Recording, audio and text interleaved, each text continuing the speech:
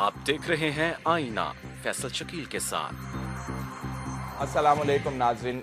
Chief justice of Pakistan Saqib Nisar साहब, उनका मुकालमा है पाकिस्तान तहरीक इंसाफ के चेयरमैन इमरान खान साहब के साथ। कमरा अदालत के अंदर चीफ जस्टिस साहब ने इमरान खान साहब से कहा कि आपकी एक छोटी सी आवाज़ जो है वो गलती को जो है सही कर सकती है।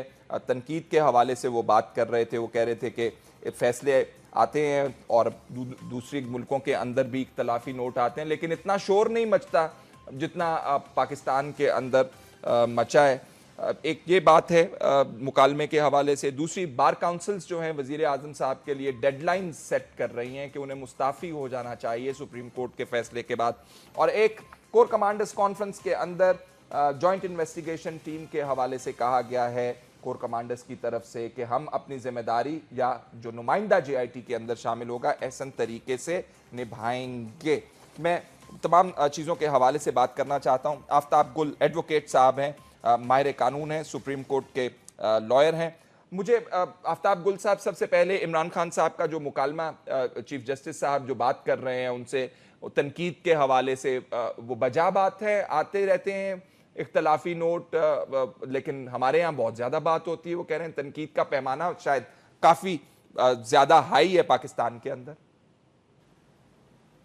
देखिए, पहली तो बात ये है कि इमरान साहब को ये समझना चाहिए, मैं उनसे शायद बहुत सी बातों मुत्तफिक हूँ, लेकिन इसमें इख्तलाफी नोट जो है वो तो उन दो जज साहिबान का है जिन्होंने ये फ़ैसला किया कि नवाज़ शरीफ साहब जो हैं वो गुनहगार हैं या व्हाटएवर एल्स। इख्तलाफी नोट तो माइनॉरिटी जो होता है वो होता है। ग़ालिबन उन्होंने आपको आगे नहीं बताया कि इख्तलाफी नोट का इस मुल्क में ज़रा मुश्किल ही कारोबार होता है, क्योंकि जुल्फ़िकार अली भुट्टो साहब के जजमेंट में भी 4-3 का इख्तलाफी नोट था, तो एक दिन भी ऊपर इंशाअल्लाह नहीं होने दिया था इस्लामी ममलकत में, और उनको फांसी दे दी गई थी। तो ये केस टू केस डिफ़र करता है, कौन से लोग इन्वॉल्व हैं, कौन सी तबके इन्वॉल्व हैं, कौन सी पावर्स ऑफ सेंटर्स इन्वॉल्व हैं। तो ये तो मैं नहीं समझता, ना ही इमरान खान साहब को ये बात करनी चाहिए। इख्तलाफी नोट जो है वो आसिफ सईद खोसा का और उनके साथ वो दूसरे साहब जो हैं उनका है, वो मेजॉरिटी व्यू है इसका जी। वो तीनों जजेस का मेजॉरिटी व्यू है। लेकिन ये मैं आपसे एक अर्ज करना चाहता हूँ कि हम कहाँ पर अभी आपने देखा होगा कि यूनाइटेड स्टेट्स के अंदर जिस वक्त ये उन्होंने पॉलिसी बनाई कि इन मुल्कों से लोग आ नहीं सकते, तो कोई इख्तलाफी नोट इस किस्म का नहीं आया। ये इख्तलाफी नोट को क्या समझ रहे हैं कि जमहूरियत की कोई जीत हो गई है? भाई क्या हो गया है? मैं अब आप किसी दिन आप मुझे पूछ लेना, मैं तो मुझे करने में कोई नहीं, लेकिन आज तो आपने नहीं कहा कि उनकी जजमेंट के ऊपर कोई कमेंट किया जाएगा या कोई ऐसी बात है। तो कोई इख्तलाफी नोट की बात नहीं। भाई 3 जज उस तरफ हो गए हैं और 2 इस तरफ हो गए हैं। अब वो चूँकि थोड़ा सा इम्प्रूवमेंट ज़रूर है भुट्टो साहब के फैसले से, उसके अंदर तो चारों के चारों पंजाबी थे और बाकी 3 दूसरे प्रोविंसेस से थे। तो आज ज़रा को थोड़ा मुख्तलिफ है, 2 एक यहाँ के पंजाब के हैं, एक शायद सिंध के हैं और बाकी लोग उस तरफ हैं। ये नहीं बात है, बस 3-2 फैसला हो गया जी, और कोई इसमें नाराज़ होने की बात नहीं है। बाकी मैं कर्ज करूँ, पहले कह दूँ, देखिए ये मुकदमा सुप्रीम कोर्ट के सुनने का नहीं था। ये मुकदमा जो था, ये जो इशू था, this should have been gone to a commission in the first place. देखिए सुप्रीम कोर्ट का तो काम नहीं है ये काम, या पहले शुरू करना, ये काम पार्लियामेंट का है। देखिए आप इलेक्शन जीत कर आए हैं, आप लोगों के नुमाइंदे हैं, आप वहाँ जाकर रफड़ डाल रहे हैं। अगर वहाँ काम नहीं चलता, आप सड़कों पर उन्हीं लोगों के सामने आ जाएं। ये बड़ा हमारे मुल्क में आसान तरीका है। 500 रुपये की टाइप का कागज़ कराते हैं, 1000 रुपये का कागज़ खरीदते हैं, गुल साहब आपको याद होगा पहले यही दरखास्तें वापस कर दी थी सुप्रीम कोर्ट के रजिस्ट्रार ने, और फिर इसी सुप्रीम कोर्ट की मर्जी है। देखें जी, वो स्याह करे सफ़ेद करे, उनको मैं उनके जो इख्तियारात है उनको तो मैं आई कांट क्वेश्चन देम। मैं बिल्कुल कोई बात ऐसी नहीं करने चाहता। बिल्कुल हम उनको क्वेश्चन नहीं कर रहे, लेकिन हम ये कहने में नहीं, बिल्कुल नहीं जी। वो स्याह करे सफ़ेद करे, और उन्होंने किया है। बात सुने, लेट मी, आप जिस तरह मर्जी करें। 4 दफ़ा मार्शल लॉ वैलिडेट किया है सुप्रीम कोर्ट ने। गिन लें इसको, 1 2 3 4, ठीक है। 5वीं दफ़ा जुल्फ़िकार अली भुट्टो का, गिन लें 5 दफ़ा। मतलब खाम में थोड़ी सी वो झूठी सच्ची अंग्रेजी बोलकर और ये कहना कि फलाना जजमेंट आया था हाउस ऑफ लॉर्ड्स का, यार इस तरह थोड़ी बातें हैं। और ओवरनाइट कभी जुडिशरी डेवलप नहीं करती।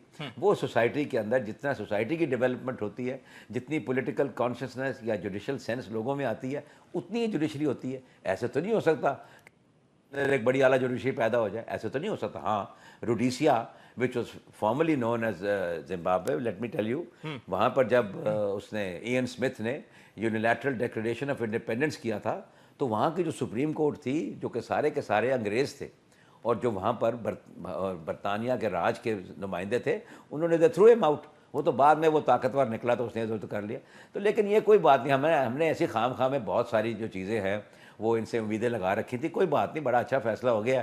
نواز شریف صاحب بھی خوش ہیں، عمران بھی خوش ہے، اور باقی اس میں یہ ضرور ہوا ہے کہ تھوڑی سی تیزی آئے گی اور گرمی آئے گی پاکستان کی سیاست میں، کیونکہ آصف زرداری صاحب کو یہ خیال آنا شروع ہو گیا ہے کہ ایسا نہ ہو کہ یہ جو میدان ہے، جو یہ دنگل لگنا ہے، اس میں ایسا نہ ہو صرف دو اور نواز شریف صاحب، تو انہوں نے بھی اپنا جو سا حصہ جو ہے وہ اس میں ڈال لیا. تو ہونے دے، کیا کیا ہو جائے گا. ابھی آپ لگانا ٹی وی لگانا، ہر چینل پہ ایک ایسا انشاءاللہ العظیم وہ آئے گا ایکسپرٹ، وہ سارا بتائے گا آپ کے کہ کون سی بات کہاں ہوئی تھی، کیوں ہوئی تھی، کیوں نہیں ہوئی تھی.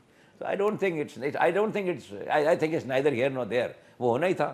اس طرح کا فیصلہ ایک آ گیا تو کوئی آپ نے پہلے ہمارے جو لاسٹ پروگرام آپ نے ہمارے ساتھ کیا اس میں آپ نے آخری سوال کے جواب میں ہمیں کہا کہ سپریم کورٹ فیصلہ نہیں کر سکتا پاناما کا ان پروسیڈنگز کے اندر. تو چیف جسٹس صاحب بھی یہی اشارہ کر رہے ہیں آج عمران خان صاحب سے بات کرتے ہوئے کہ ہم نے تو قانون کے مطابق فیصلہ کرنا ہوتا ہے، تو قانونی طور پہ یہ مقدمہ نہیں بنتا تھا پاناما کا. نہیں دیکھیں، یہ تو آپ وہ نہ کہیں کہ قانون کے مطابق کرنا ہے تو آپ اس کو انٹرٹین نہ کریں.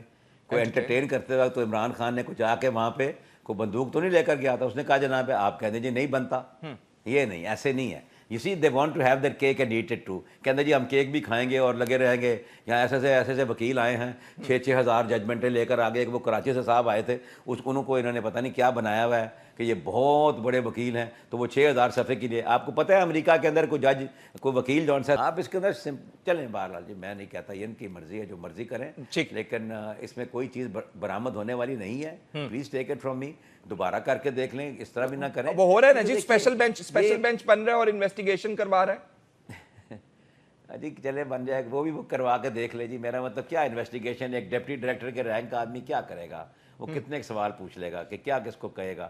اور باقی یہ جو ابھی ایک بیان میں نے سنا ہے خبروں میں کسی نے مجھے فون کر کے کہا ہے کہ جی وہ جو فوج کے صاحب ہیں انہوں نے کہا ہے کہ ہم بڑے مستعدی سے کام کریں گے. ارے کیا کام کریں گے آپ؟ میری جوائنٹ انویسٹیگیشن، کسی ملک کی فوج بہت زیادہ تنقید ہو رہی تھی کہ انٹیلیجنس گیدرنگ کام ہوتا ہے انٹیلیجنس ایجنسیز کا.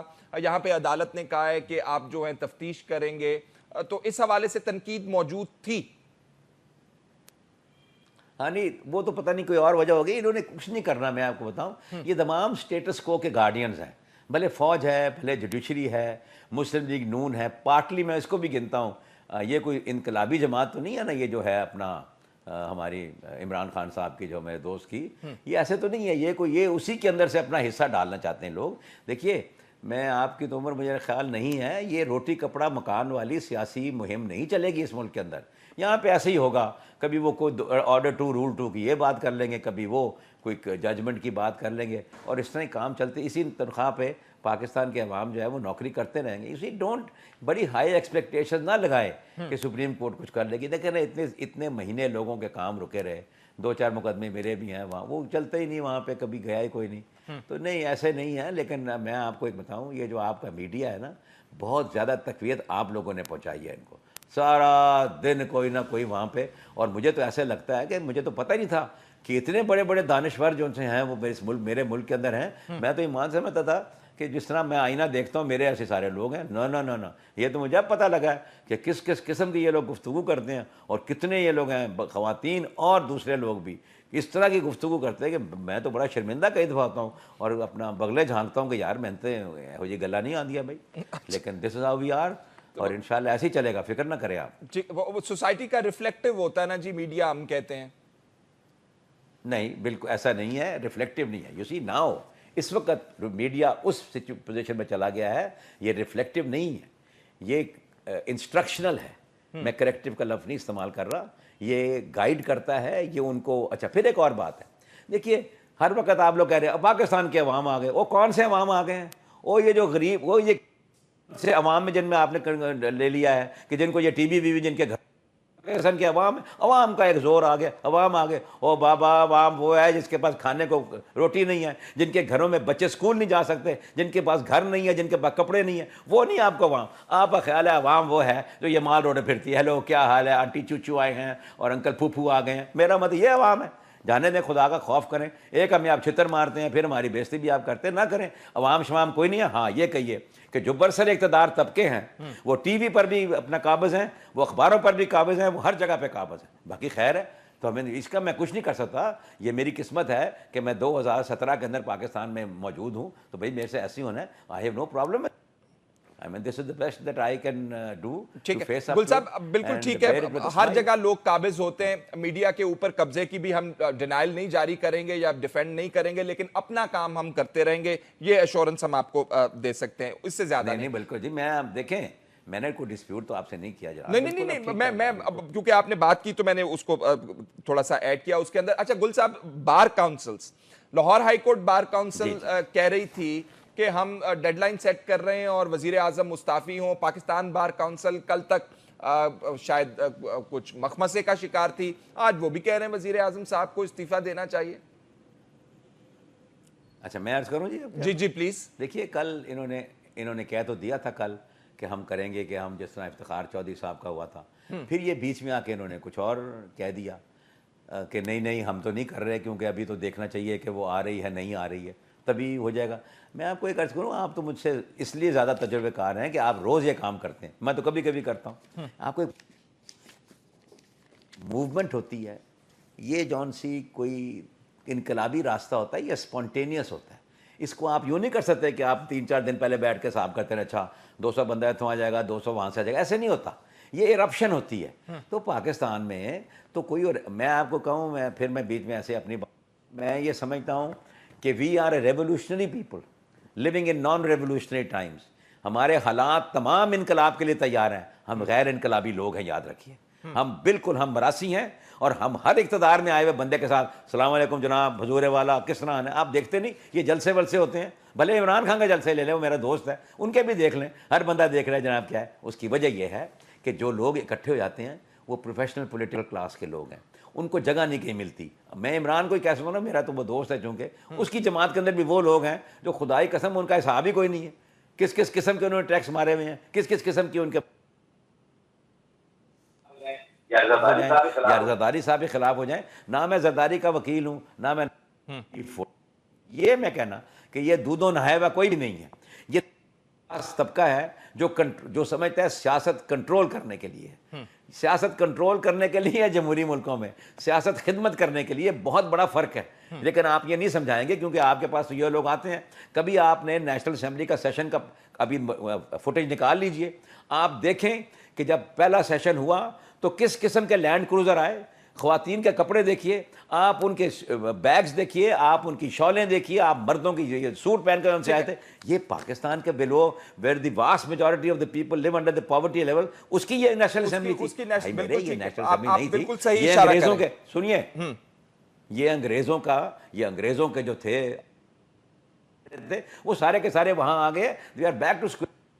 ٹھیک ہے، یہی ہماری قسمت ہے. اس میں خام دیکھیں یہ نہ کریں، یہ مار رہے ہیں ضرور ماریں، لیکن یہ نہ کہیں عوام کے نام پہ ہو رہا ہے اور عوام نکل آئیں گے اور وہ عوام یوں کریں گے. میں نے پتا چلے عوام نکلے گی. اچھا گل صاحب، مجھے 15 سیکنڈز 30 سیکنڈز میرے پاس رہ گئے ہیں. مجھے یہ بتا دیجئے، یہ بار کاؤنسل صحیح کہہ رہی ہیں، وزیر اعظم سے استعفے کا مطالبہ کر رہی ہیں؟ دیکھیں جی، وہ ان کا یہ کہنا ہے کہ چونکہ یہ فیصلہ اس قسم کا آیا ہے تو وہ ایک مورل گراؤنڈ کے اوپر یہ ان کو کہہ رہے ہیں. وہ ٹھیک ہے. یہ دیکھیے morality can differ from people to people.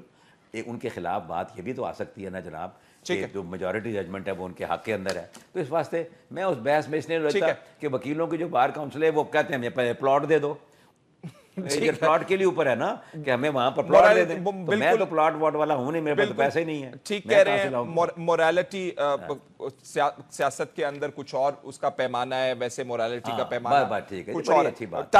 Time کا پیمانہ میرے پاس لیکن سیٹ ہے اور وہ ختم ہوا جا رہا ہے. آفتاب گل صاحب بہت بہت شکریہ آپ کے قیمتی وقت کا. ناظرین، اگلے سیگمنٹ میں ہم بات کرنا چاہتے ہیں لوڈ شیڈنگ کے حوالے پر، جس پر فی الحال حکومت یا محمد نواز شریف کا اجلاس ہے. یہ وفاقی کابینہ کی توانائی کمیٹی کے ساتھ، اور اس میں انہوں نے کہا ہے کہ ملک کے اندر غیر اعلانیہ لوڈ شیڈنگ فوری طور پہ ختم کر دی جائے. تو خواجہ آصف صاحب کل یہ ٹویٹ کر چکے ہیں کہ ملک کے اندر غیر اعلانیہ لوڈ شیڈنگ 0 ہے. یہ کہا خواجہ آصف صاحب نے. ساتھ خواجہ آصف صاحب کی ٹویٹ سے کافی سارے سوالات کھڑے ہو گئے. انہوں نے کہا کہ کچھ 4000 کچھ کا شارٹ فال ہے ملک کے اندر. جو ہمارے پاس رپورٹس آ رہی ہیں وہ تقریباً 7000 میگا واٹ کا شارٹ فال ہے. پاور جنریشن کے حوالے سے معاملات موجود ہیں. گردشی قرضہ جو ہے واپس آ چکا ہے.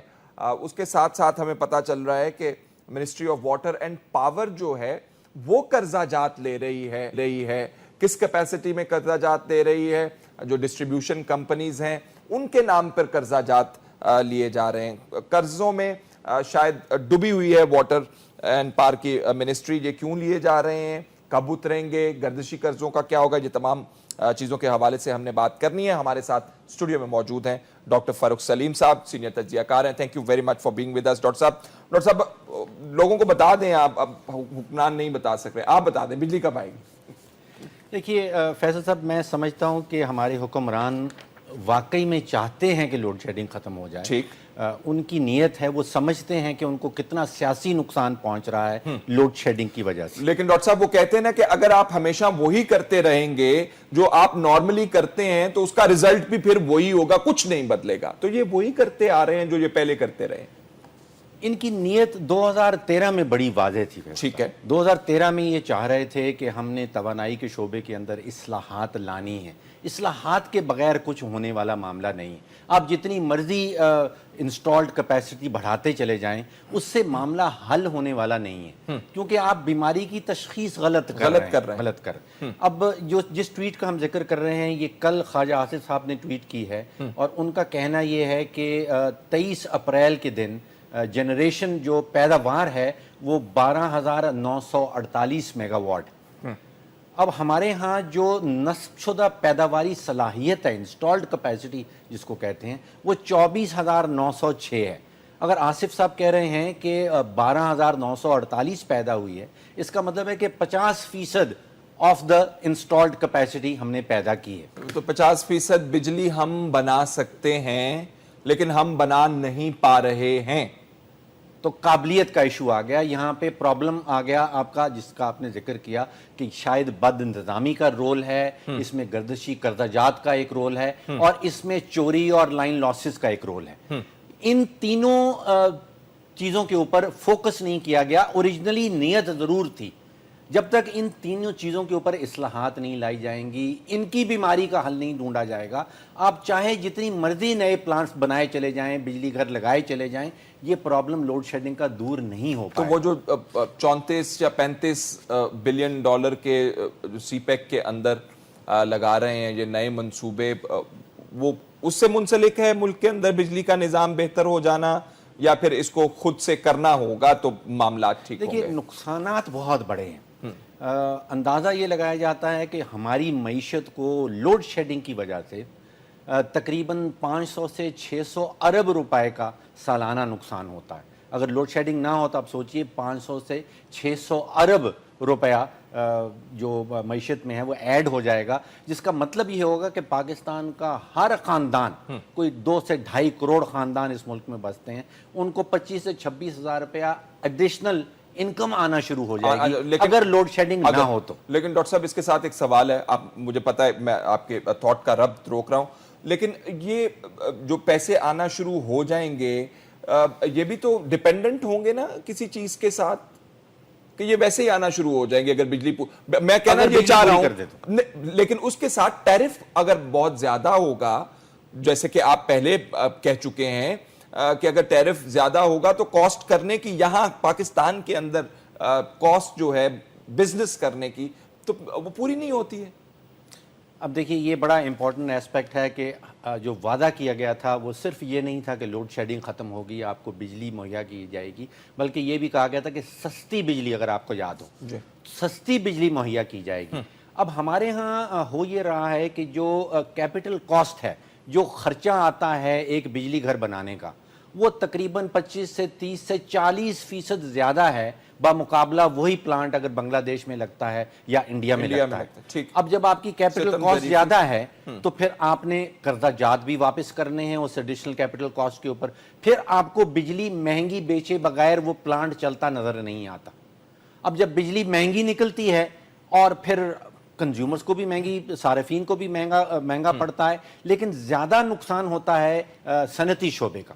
یعنی کہ ہماری ایکسپورٹس جو ہیں اب 2/3 جب ٹیکسٹائل سیکٹر کو آپ مہنگی بجلی دیں گے اور وہی بجلی گجرات میں، انڈیا میں یا بنگلہ دیش میں سستی دی جا رہی ہے تو پھر وہاں پہ ایکسپورٹس بڑھتی چلی جائیں گی اور ہماری ایکسپورٹس گرتی چلی جائیں گی. ہمارے ساتھ ہو رہا ہے اس وقت. دیکھیے 2013 میں بنگلہ دیش کی اور پاکستان کی ایکسپورٹ سے تقریباً برابر تھی. 24-25 بلین ہم کیا کرتے تھے، 24-25 بلین ان کی ایکسپورٹ ہوتی تھی. ہم 25 بلین سے آ گئے ہیں 20 بلین پہ، یعنی کہ تقریباً 20% سے 22% کمی آ گئی ہے. اور بنگلہ دیش اسی 24 سے پہنچ گیا ہے 35 پہ. وہاں پہ تقریباً 45% ان کی ایکسپورٹس میں اضافہ ہو یہ گیا. آپ نے بہت اچھا کر دیا کہ مہنگی بجلی یا اور بجلی نہ ہونے کے ہمیں جو نقصانات ہو رہے ہیں واضح کر دیے آپ نے. یہ خالد صاحب بتا رہے ہیں ہمیں یہ 12,000 کچھ بجلی بن رہی ہے، تو باقی آپ کہہ رہے ہیں 24,000 بن سکتی ہے، تو باقی کیوں نہیں بن رہی ڈاکٹر صاحب؟ دیکھیے 24,906 پیداواری صلاحیت ہے. صلاحیت یہ پروڈیوس ہو سکتی ہے. نہیں، دس از دا انسٹالڈ کیپیسٹی، جس کو نیم پلیٹ کہتے ہیں. ٹھیک ہے. اب پلانٹس ہمارے پاس کچھ پرانے ہیں اور سارے کے سارے 100% ایفیشنسی پہ تو نہیں چلیں گے، تو نیم پلیٹ سے آپ کو کچھ سبسٹریکٹ کرنا پڑے گا. لیکن آپ یاد کریے کہ جب کرکٹ کا فائنل ہوتا ہے تو ہمارے وزیر صاحب کہتے ہیں کہ آج پاکستان میں لوڈ شیڈنگ نہیں ہوگی، اور پھر نہیں ہوتی. مطلب یہ ہوا کہ ان دنوں پہ جو ڈیمانڈ ہے اس کو پورا کرنے کی قابلیت پاکستان کے پاس ہے. عید کا دن کر لیجئے، 27ویں رمضان کا دن دیکھ لیجئے. کہاں سے آتی بجلی اس وقت؟ مطلب یہ ہوا کہ آپ کے پاس کیپیسٹی تو ہے لیکن آپ سارے پلانٹ چلا نہیں پا رہے ہیں، تو آپ کو غور کرنا ہے کہ وہ پلانٹ کیوں نہیں چلا پا رہے ہیں. بالکل ٹھیک. تو وہ آ جاتے ہیں واپس گردشی قرضہ جات پہ، آپ آ جاتے ہیں لائن لاسز کے اوپر. اچھا، لائن لاسز بڑی انٹرسٹنگ چیز ہے. جی. اسرائیل میں 3% لائن لاسز ہیں، اور بنگلہ دیش میں 11%. یہ کہاں سے شروع ہوتی بجلی اور کہاں پر پہنچ، پروڈکشن سے لے کر کنزیومر تک پہنچنے میں درمیان میں سے بجلی غائب ہو جاتی ہے؟ 3% غائب ہوتی ہے انڈیا میں، اسرائیل میں. اور پاکستان بنگلہ دیش میں 11، ٹھیک، چائنا میں 5 اور پاکستان میں 22% بجلی غائب ہو جاتی ہے. 20 اور 25% کے درمیان کہتے ہیں کہ پاکستان میں بجلی غائب ہو جاتی ہے. اب اگر اسرائیل 3 میں جا رہا ہے، چائنا 5 پہ جا رہا ہے، تو 10 پہ سودا کر لیں پاکستان کے لیے، 25 کیوں جاتی ہے؟ یہ ویسے بہت ساری چیزوں کو چھپانے کے لیے کوئی لائن لاس کو اندر ہیڈ کے اندر تو نہیں ہم نے ڈال دیا، کوئی کھاتے میں کوئی چوری کر رہا ہے، کوئی مل والا لے گیا ہے، کوئی تار ڈال کے لے گیا، اس کھاتے میں تو نہیں ہم ڈال دیتے لائن لاس کو؟ ایک بات تو ماننے والی ہے کہ ہم نے اپنا ڈسٹریبیوشن سسٹم جو ہے اس کو اوورآل نہیں کیا پچھلے 40-50 سالوں میں. تو کچھ تو وہ ٹیکنیکل لاسز ہیں جو واقعی سسٹم کی وجہ سے، وہ سسٹم کی وجہ سے، آپ کے پاس تاریں پرانی ہیں، آپ کے پاس ٹرانسفارمر پرانے ہیں، ان کے تھرو جب بجلی نکالتے ہیں تو بہت ساری بجلی ضائع ہو جاتی.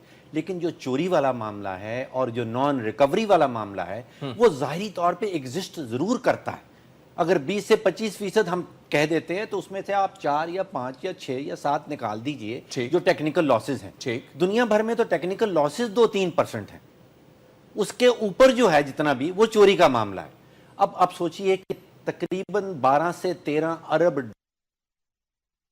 پاکستان کے اندر، اس میں سے آپ اگر 2 یا 3 بلین ڈالر کی بجلی چوری ہو جاتی ہے، 1.5 بلین ڈالر جو ہے وہ آپ ٹیکنیکل لاسز میں نکال دیتے ہیں، تو وہ 4 بلین ڈالر یعنی کہ 400 ارب روپیہ وہ کہاں سے پورا ہوگا؟ وہ آپ کی گردشی قرضہ جات میں آ جاتا ہے، جس کا بھی آپ ذکر کر رہے تھے کہ وہ ڈسکوز جاتے ہیں، بینکوں سے ادھار لیتے ہیں. ایک ہم نے وہ کمپنی بنائی رکھی ہے وہ پاور ہولڈنگ کے کچھ نام سے، وہ ڈمی کمپنی ہے، جتنے بھی یہ قرضہ جات ہیں ہم اس کے اوپر ڈمپ کر دیتے ہیں. یہ ministry of water and power distribution companies کے نام پہ قرضہ جات لیتی کیوں ہے؟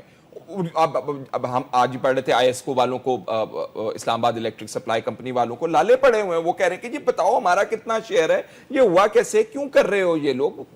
क्यों ले रहे हैं? ये वही लॉसेस जो आपके बीच में जब डिस्ट्रीब्यूशन कंपनी से बिजली निकली और आप तक पहुंची सारिफ तक, और बीच में से वो 3 या 4 अरब डॉलर की बिजली गायब हो गई, तो उस गायब हुई बिजली को आपने फाइनेंस तो करना है, तो फिर वो ministry of water and power कर्जाजात उठाती ताकि उसकी पेमेंट की जाए, और वो कर्जाजात आप यकीन कीजिए कि वो ऑफ बजट कर्जाजात कहलाते हैं। जो बजट आप देखते हैं सालाना आता है, उसमें हम कहते हैं कि जी ये हमारा कर्जा नहीं है, ये तो वो पावर होल्डिंग का कर्जा है। Very sad. ये ऑफ बजट कर्जाजात, लेकिन ये कर्जाजात मौजूद हैं, ये आपको और मुझे किसी न किसी स्टेज पे करने पड़ेंगे, और किसी हद तक हम पे कर भी रहे हैं। जो आपका टैरिफ हाई आता है, जो इंडिया के मुकाबले में, बांग्लादेश के मुकाबले में, चीन के मुकाबले में जो हम बिजली की कीमतें महंगी दे रहे हैं, उसकी एक ये भी वजह है। अब ये कर्जाजात पड़े हैं पावर होल्डिंग कंपनी में, इस वक्त प्रॉब्लम ये आ रहा है कि उन कर्जाजात के ऊपर जो अक्यूमुलेटेड इंटरेस्ट, जो सूद इकट्ठा हो गया है, वो कहां से दिया जाए? उस सूद देने के लिए ये एडिशनल कर्जाजात लिए जा रहे हैं। अब वो कर्जे का जो सूद आ रहा है उसको वापस करने के लिए भी ministry of water and power मजीद कर्जे ले रही है। Sad situation. 2 वज़रा मौजूद हैं, आबिद शेर अली साहब भी हैं, ख्वाजा आसिफ साहब भी हैं, और वजीर आजम साहब को अभी तक पता नहीं चल सका है कि ये बिजली का मनसूबा बंदी पेशबंदी क्यों नहीं की गई। लास्ट टाइम भी वो पूछ रहे थे, और यूनुस दागा साहब को, जो अब हैं भी नहीं यहाँ पे, उनको बुलवा के वजीर आजम साहब ने आज बिठाया। कॉम्पिटेंट पर्सन, उनको जहां तक मैं जानता हूं, उनको अपने नंबर्स भी पता है, उनको बीमारी असल क्या है वो भी पता है। वो बताना नहीं चाह रहे हैं या बता रहे हैं और उसके ऊपर कोई अमल दरामद नहीं हो रहा। देखिए, मैंने पिछली अखबारें निकाली, नेशन अखबार आप ही के ग्रुप की अखबार है, मई 27, 2012, वो बताती है कि मई 2012 में 6000 मेगावाट का शॉर्टफॉल था, कमी थी डिमांड और सप्लाई के दरमियान में। आज कहा जा रहा है कि 7000। इसका मतलब है कि सिचुएशन बुरी से बुरी तरीन होती चली जा रही है, बेहतर नहीं हो सकी है। अभी नेप्रा के हवाले से आपसे बात करना चाहते हैं। नेप्रा के हवाले से पंजाब वालों को बहुत ज्यादा रिजर्वेशंस हैं। केपी वाले कहते हैं ठीक है, इंडिपेंडेंट रखें इनको, सिंध वाले कहते हैं इंडिपेंडेंट रखें, पंजाब कहते हैं कि आप लेजिस्लेशन कर दें। एक अटेम्प्ट तो उनकी फॉइल हो गई, उन्होंने मिनिस्ट्रीज के अंदर डालना चाहा रेगुलेटर्स को, अदालत ने कहा आप ये नहीं कर सकते, ये अवाम का मुफाद देखते हैं ये रेगुलेटर। अब कह रहे हैं कि ये कानूनी लेजिस्लेशन के जरिए हम जो है इसको सबमिसिव रोल कर देंगे इसका, ताकि अपनी मर्जी मनवाएं। क्यों डॉक्टर साहब, क्या अटेम्प्ट है ये? कैपिटलिस्ट मार्केट दुनिया भर में जहां पे प्राइवेट मार्केट्स होती हैं, वहां पे वो रेगुलेटर के बगैर नहीं चल पाती। ठीक, आजाद खुद मुख्तार रेगुलेटर, ये दोनों क्वालिटीज उस रेगुलेटर के अंदर होना जरूरी है। देखिए, यहां पे ये हो रहा है कि 20 करोड़ पाकिस्तानी जो हैं, इनका मुफाद, इनके मुफादात का तहफ़्फ़ुज़ किस इदारे ने करना है? हुकूमत बैठी है, हुकूमत एग्रीमेंट कर रही है, कभी चाइना के साथ कर रही है, कभी तुर्की के साथ कर रही है, बिजली भी ले रही है, गैस भी ले रही है। ये सही दामों पे उन 20 करोड़ सार्फिन को कैसे पहुंचेगी? इनका मकसद ये होता है रेगुलेटरी एजेंसीज का कि ये आपके और मेरे मुफाद के लिए वहां पे बैठे हैं। ठीक है।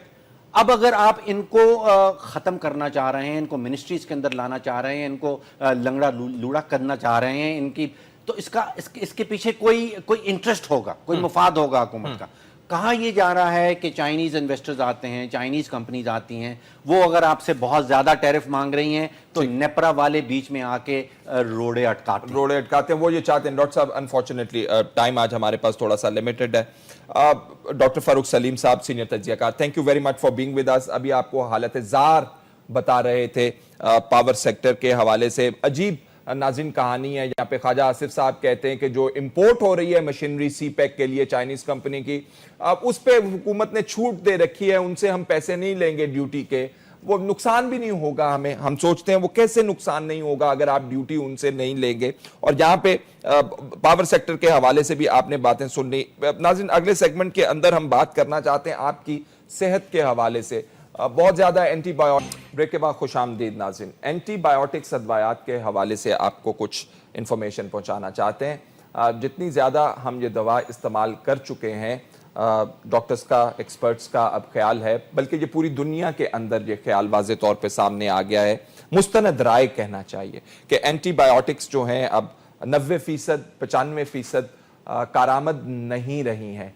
डॉक्टर्स फिर भी एंटीबायोटिक्स प्रिस्क्राइब करते हैं, देते हैं अपने मरीजों को, لوگ خود جا کے بازاروں سے یہ اینٹی بایوٹکس ادویات خریدتے ہیں, خود بھی کھاتے ہیں بڑے شوق سے, بچوں کو بھی کھلاتے ہیں بڑے شوق سے کہ آپ کو جلد آرام آ جائے گا. لیکن ہمارے ساتھ یہ کر کیا رہی ہیں, بیماری کے حوالے سے ان کی کارآمد جو یہ ثابت ہوتی ہیں اب کتنا رہ گئی ہیں, یہ ہم بات کرنا چاہتے ہیں آج پروگرام میں. ہمارے ساتھ اس وقت پروفیسر ڈاکٹر جاوید اکرم صاحب, چیف ایگزیکٹو آفیسر پیمز موجود ہیں, ان سے یہ بات کریں گے. ڈاکٹر صاحب, سب سے پہلے تو یہ ادویات کے استعمال کے حوالے سے, اینٹی بایوٹکس کے حوالے سے کیا کہتے ہیں؟ ہر دوسرا تیسرا ڈاکٹر پرسکرائب کیوں کر رہا ہے, اور پھر ساتھ ساتھ رپورٹس اور نتائج بھی آپ کے سامنے ہیں کہ کتنے % کارآمد ثابت ہو رہی ہیں؟ جی, سب سے پہلے تو میں آپ کو مبارکباد دوں گا کہ آپ میرے خیال ہے انتہائی اہم موضوع, اور خاص کر پاکستان کی نسبت سے بچوں کی بڑوں کی بہت امپورٹنٹ ہے.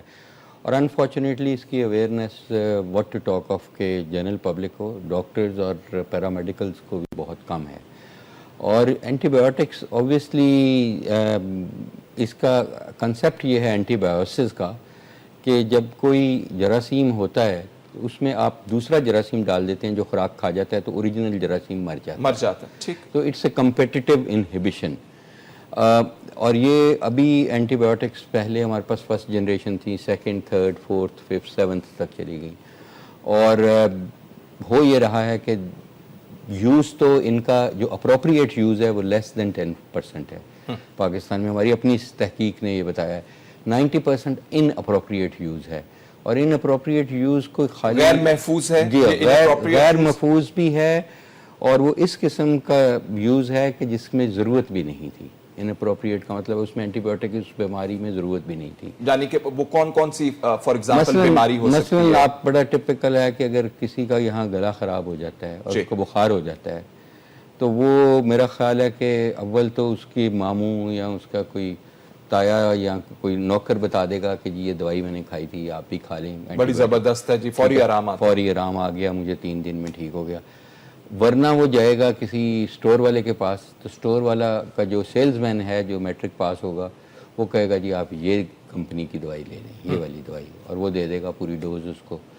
اگر وہ خوش قسمت ہوگا تو کسی ڈاکٹر کے پاس جائے گا, ڈاکٹر شاید اس کو گلا بھی نہ دیکھے, شاید اس کا بلڈ پریشر بھی نہ لے, وہ بھی پہلی اینٹی بایوٹک لکھ دے گا. اور اگر وہ کچھ ہومیوپیتھی یا حکیم کی دوائی لے گا, اور یہ ہمارا سائنس ایویڈنس بیس میں بات کر رہا ہوں کیونکہ ہم نے اس کا تجزیہ کیا ہوا ہے ہماری لیبارٹریز میں, کسی بھی بڑی سے بڑی حکمت کی فرم کی آپ دوائیاں لے لیں جو بخار گلے خراب کی ہیں, ان میں اینٹی بایوٹک نکلے گی. ان میں اینٹی بایوٹک شامل کرتے ہیں؟ ان میں ایلوپیتھک میڈیسنز ہیں ساری. ایلوپیتھک میڈیسن میں بھی antibiotic? Majority of them they have allopathic. ٹھیک.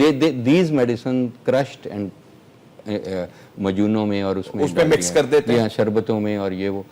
اور اس کے بعد اگر وہ, اور ہوگا کیا, ہوا یہ ہوگا کہ ہو سکتا ہے اس کو الرجی ہو, موسٹ لائکلی الرجی ہوتی ہے ہمیں, جو 50% کیسز میں آپ کے الرجی ہے, پولن کی, کسی چیز کی, ڈسٹ کی, کسی چیز کی الرجی ہو جاتی ہے, ناک بند ہو گیا, نزلہ زکام ہو گیا, بخار ہو گیا. دوسری موسٹلی وائرل انفیکشن ہوتے ہیں, 70-80% وائرل ہیں. بیکٹیریل انفیکشنز اگر ہیں بھی تو ہماری باڈی میں اللہ تعالیٰ نے اتنی سکت رکھی ہوئی ہے کہ ہم کلیئر کر لیتے ہیں. Absolutely no problem. آپ کو زندگی میں, پوری زندگی میں 1 یا 2 دفعہ اینٹی بایوٹک کی ضرورت پڑنی چاہیے. That's the natural history. یہاں پہ میرے خیال سال میں ہم ایوریج 3 سے 4 دفعہ اینٹی بایوٹکس نوئنگلی اور ان نوئنگلی لیتے ہیں, اور اس سے آپ کی اپنی باڈی کی امیونٹی سپریس ہو جاتی ہے, آپ کی جو قوت مدافعت ہے وہ ختم ہو جاتی ہے. یہ اللہ تعالیٰ نے ایک نیچرل نظام رکھا ہے کہ اگر ہمارے میں کوئی جراثیم چلا جاتا ہے تو ہماری باڈی بہت افیکٹو ماؤنٹ کرتی ہے, ایک اس کے وار کرتی ہے, ویج اس کے لڑتی ہے. یا آپ کے ٹی سیلز ہیں, بی سیلز ہیں, وہ اینٹی باڈیز بناتے ہیں جو اس کو نیوٹرلائز کر دیتے ہیں اس جراثیم کو.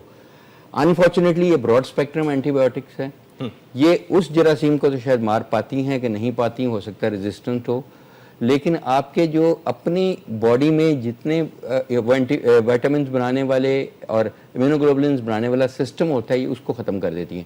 بیکاز آپ کے اچھے جراثیم بھی ہیں, منہ میں سے لے کے آپ کے اسٹمک تک, سانس میں, یہ جراثیموں کی بیس پہ آپ رہ رہے ہیں, which are eating away all the energy, تاکہ آپ کا کوئی باہر سے پیتھوجینک ان کو ہم نان پیتھوجینک کہتے ہیں کہ یہ ڈیزیز نہیں کرتے, نقصان پہنچانے والا جی, جراثیم. یہ جو پروٹیکٹیو جراثیم ہیں ان کو بھی آپ صفائی کر دیتے ہیں, جو وہ وائٹامنز بنانے والے یہ سارے جراثیم بھی ہم ختم کر دیتے ہیں.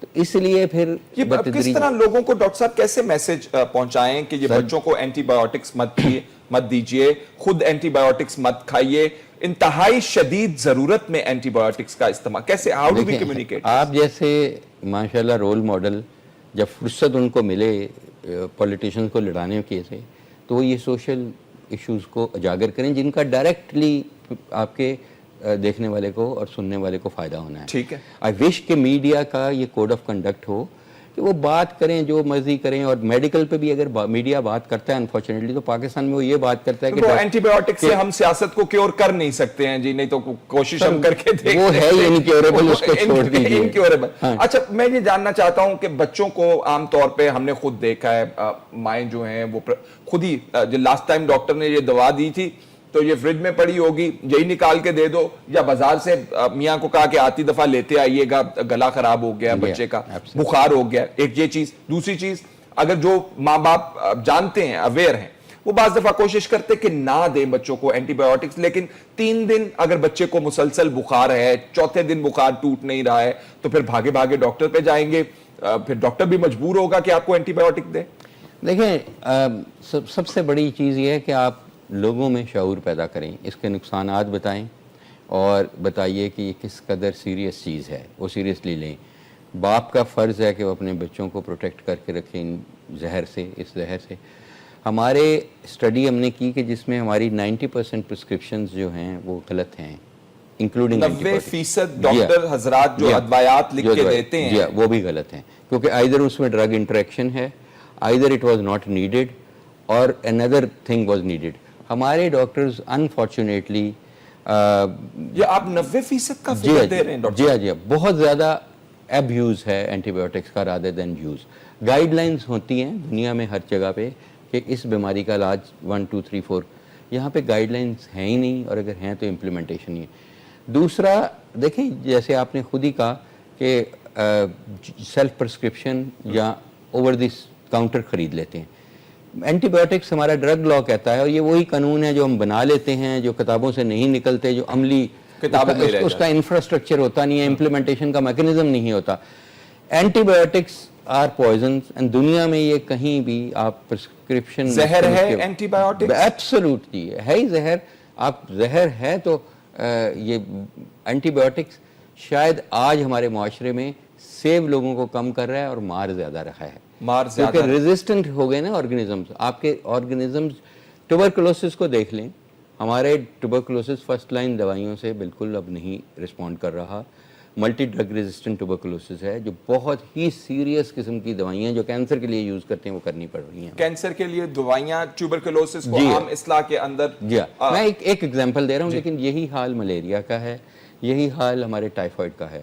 ٹائیفائڈ ایک زمانہ تھا کہ ہماری موکسیسلین سے ایسے رسپونڈ کرتا تھا, اب وہ کوئنلونز اور کوئنلون سے بھی آگے ہم نکل چکے ہیں. تو اس لیے ہمیں ایز اے قوم دیکھنا چاہیے کہ ہم کر کیا رہے ہیں, اور ہماری جو ریگولیٹری اتھارٹیز ہیں وہ کیا کر رہی ہیں. نقصان کے حوالے سے تھوڑا سا پوچھنا چاہتا ہوں, اگر آپ اینٹی بایوٹکس ادویات استعمال کر رہے ہیں, آپ نے 1 دفعہ کی, 2 دفعہ کی, پھر کیا آپ کی باڈی اس کے خلاف ایک نیچرل ریزسٹنس قائم کر لیتی ہے, اور پھر نقصان آپ کو یہ ہے کہ آپ کی بیماری اس سے پھر دوبارہ رفع نہیں ہوگی.